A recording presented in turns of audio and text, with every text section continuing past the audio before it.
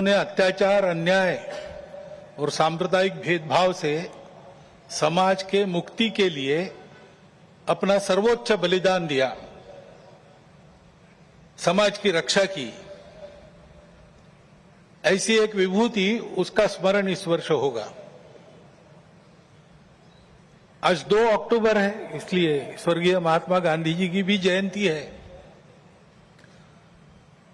अपने स्वातंत्र्य की लड़ाई में उनका योगदान तो अविस्मरणीय है, परंतु स्वतंत्रता के बाद भारत कैसा हो, भारत का जीवन किस प्रकार के तंत्र से चले, उसके बारे में विचार देने वाले हमारे जो उस समय के दार्शनिक नेता थे, उनमें उनका स्थान अग्रणी है। हिंद स्वराज में उन्होंने वह चित्र का रेखांकन किया है और सादगी, विनम्रता और प्रामाणिकता के प्रतीक, और जिन्होंने देश के लिए अपने प्राण अर्पण किए, ऐसे स्वर्गीय लाल बहादुर शास्त्री जी, उनकी भी आज जयंती है।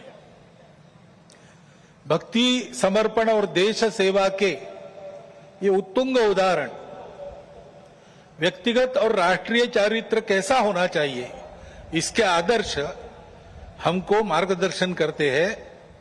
और आज की परिस्थिति का अगर हम विचार करते हैं तो हमारे ध्यान में आता है कि यह परिस्थिति भी हमसे इसी प्रकार के जीवन की अपेक्षा कर रही है। परिस्थिति एक सी नहीं होती, अनेक रंगों की होती है। तो परिस्थिति में बहुत कुछ अच्छा है, इसलिए बीता कालावधि 1 वर्ष का हमारी आशाएं और विश्वासों को भी दृढ़ करता है, और हमारे सामने पुरानी और नई जो चुनौतियां उपस्थित है, उनको अधिक स्पष्ट करने वाला भी वही कालावधि है। जैसे प्रयागराज में एक विशाल महाकुंभ हुआ, आधुनिक व्यवस्थापन के सारे कीर्तिमान तोड़कर एक जागतिक विक्रम तो उसने प्रस्थापित किया ही, लेकिन संपूर्ण भारत में श्रद्धा और एकात्मता की एक लहर उसने दौड़ा दी। पिछले साल एक दुर्घटना पहलगाम की भी हुई, हमला हुआ सीमा पार के आतंकियों के द्वारा, 26 भारतीय नागरिकों की उनका धर्म पूछकर हत्या की। लेकिन उसके चलते सारे देश में प्रचंड दुख और क्रोध की लहर पैदा हुई। पूरी तैयारी करके सरकार ने, हमारी सेना ने उसका बहुत पुरजोर उत्तर दिया। सारे प्रकरण में हमारी नेतृत्व की दृढ़ता, हमारी सेना का शौर्य, कौशल्य और समाज की एकता और दृढ़ता का एक उत्तम चित्र प्रस्थापित हुआ। और यह भी वह घटना हमको सिखा गई कि यद्यपि हम सबके प्रति मित्र भाव रखते हैं और रखेंगे, फिर भी अपने सुरक्षा के विषय में हमको अधिकाधिक सजग रहना पड़ेगा, समर्थ बनना पड़ेगा। क्योंकि इस घटना के बाद दुनिया में विभिन्न देशों ने अपनी अपनी जो भूमिका ली, उसमें हमारी ये भी ध्यान में आया कि हमारे मित्र कौन कौन है और कहां तक है। देश के अंदर भी अशांति फैलाने वाले असंवैधानिक उग्रवादी या संविधान विरोधी कहिए उग्रवादी नक्सली आंदोलन पर शासन और प्रशासन की दृढ़ कार्रवाई भी हुई, और उनके अनुभव से उनके विचारधारा का खोखलापन और उनकी क्रूरता का अनुभव होने के कारण समाज भी उनसे मोहभंग होकर विमुख हो गया। लेकिन उनका नियंत्रण तो हो जाएगा, परंतु अब ये उस क्षेत्र में एक बड़ी जो बाधा थी वो दूर होने के बाद उस क्षेत्र में न्याय की स्थापना हो, विकास वहां तक पहुंचे, सद्भावना, संवेदना और सामरस्य वहां स्थापित हो, इसके लिए समाज की भी और शासन प्रशासन की भी योजनाएं चलनी पड़ेगी। क्योंकि इनका अभाव ही ऐसे उग्रवादी ताकतों के पनपने का कारण बनता है। इससे त्रस्त मनुष्य दूसरा कुछ उपाय दिखता नहीं, इसलिए निराश होकर उनको प्रश्रय देता है। ये न हो इसलिए ऐसी योजनाओं की आवश्यकता है। आर्थिक क्षेत्र में भी हम आगे बढ़ रहे हैं। ऐसा जो प्रचलित परिमाण है दुनिया के, उसके आधार पर कहा जा सकता है हमारा देश आर्थिक क्षेत्र में आगे बढ़े, इसलिए आर्थिक जगत के हमारे उद्योगी बंधु, विशेषकर तरुण उद्योजक, इनमें एक मादा भी दिखता है, उत्साह भी दिखता है, इच्छा आकांक्षा भी दिखती है। परंतु ये जो प्रचलित अर्थ प्रणाली है सारी दुनिया में वही है, तो सारी दुनिया के अनुभव में उसके कुछ दोष भी आ रहे हैं। विकास के इस प्रकार के पद्धति से अमीरी और गरीबी का अंतर बढ़ता है। आर्थिक सामर्थ्य कुछ चंद हाथों में एकत्रित होता है। शोषण करने के लिए एक नया सुरक्षित तंत्र इसमें से खड़ा हो सकता है, चिंता नहीं की तो।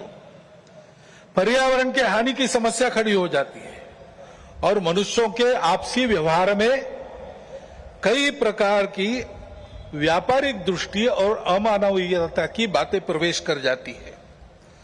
इन दोषों की बाधा हमें नहीं होनी चाहिए, इसलिए भी कि अभी हाल में अमेरिका ने जो नई टैरिफ नीति अपनाई, उनके अपने हित के लिए अपनाई होगी, लेकिन उसकी मार तो सभी पर पड़ रही है। इसलिए ये सारा परिदृश्य अथवा ये सारी प्रचलित पद्धति, उस पर हम निर्भर हो जाए ऐसी नहीं है। विश्व का जीवन परस्पर निर्भरता से ही चलता है। राष्ट्रों में आपस में सब प्रकार के संबंध होने पड़ते हैं। अकेला राष्ट्र अलगाव में, आइसोलेशन में जी नहीं सकता। परंतु ये निर्भरता मजबूरी में न बदल जाए, क्योंकि वो कब बदलेगी, कैसे बदलेगी, उसका कोई पता नहीं। और इसलिए इस निर्भरता को मानते हुए, विश्व जीवन की एकता को मानते हुए, हमको इसको मजबूरी न बनाते हुए जीना अगर है तो स्वदेशी और स्वावलंबन का कोई परिणाम नहीं, कोई पर्याय नहीं। हमको आत्मनिर्भर होना पड़ेगा, स्वावलंबी जीवन जीना पड़ेगा, स्वदेशी का उपयोग करना पड़ेगा, और फिर भी अंतर्राष्ट्रीय संबंधों का सब प्रकार के, राजनयिक हो, आर्थिक हो, व्यापारिक हो, इन सबका जतन हमको करना पड़ेगा। लेकिन उसमें मजबूरी नहीं होगी, हमारी अपनी इच्छा होगी, हमारा अपना सद्भाव होगा, ऐसा हमको बनना पड़ेगा। प्रचलित पद्धति जो है उसके दुष्परिणाम हमारे यहां भी दिखते हैं। अभी हाल में ही जो खबरें पिछले 1-2 साल से चल रही है, प्रत्यक्ष हम देख रहे हिमालय के क्षेत्र में कैसे चल रहा है। वर्षा का अनियमित होना तो सर्वदूर है, प्रकृति के प्रकोप भी बढ़ गए हैं, भूस्खलन होता है, अप्रत्याशित वर्षा होती है, हिमनदियां सूख रही है। ऐसे परिणाम गत 3-4 वर्षों में तीव्र होते चले जा रहे हैं। ये हिमालय हमारे लिए सुरक्षा की दीवार और दक्षिण पूर्व एशिया के लिए उसका पूरा जलस्रोत हिमालय से ही आता है। अगर प्रचलित विकास की पद्धति में से इन सारी बातों को और प्रोत्साहन मिलता होने के लिए, तो उस नीति का हमको पुनर्विचार करना पड़ेगा, क्योंकि हिमालय की आज की अवस्था एक खतरे की घंटी बजा रही है। प्राकृतिक उथल पुथल है तो जनजीवन में भी उथल पुथल दिख रही है। श्रीलंका में, बाद में बांग्लादेश में, बाद में नेपाल में, हमारे पड़ोसी देशों में भी हमने इसका अनुभव किया। अब कभी कभी हो जाता है, प्रशासन जनता के पास नहीं रहता, संवेदनशील नहीं रहता, लोकाभिमुख नहीं रहता, उनकी जनता की अवस्थाओं को ध्यान में रखकर नीतियां नहीं बनती, तो असंतोष रहता है। परंतु उस असंतोष को इस प्रकार व्यक्त होना, ये किसी के लाभ की बात नहीं है।